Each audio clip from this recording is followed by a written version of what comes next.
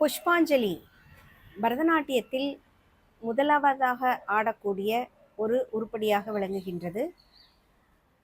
மார்க்கம் என்ற உருப்படியை தஞ்சை நால்வர்கள் வகுத்து கொடுத்தார்கள் 18ஆம் நூற்றாண்டில். அதன் பிறகு 19ஆம் நூற்றாண்டில் புஷ்பாஞ்சலி என்ற உருப்படி உருவாக்கப்பட்டது. புஷ்பாஞ்சலி அப்படின்னு என்னன்னு பார்த்தா, மலர்களால் இறைவனை பூஜிக்கக்கூடிய ஒரு ஒரு உருப்படிய பாடல்களாக அமைந்ததே புஷ்பாஞ்சலி. இதில் அடவு கோர்வைகள், சொற்கட்டுகள் இந்த மாதிரியெல்லாம் வர்றது வழக்கம்.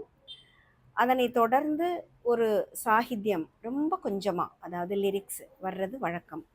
இதை புஷ்பாஞ்சலி அப்படின்னு நம்ம நாட்டிய கலைஞர்கள் ஆடுவது வழக்கமாக கொண்டாடப்பட்டு வருகிறது.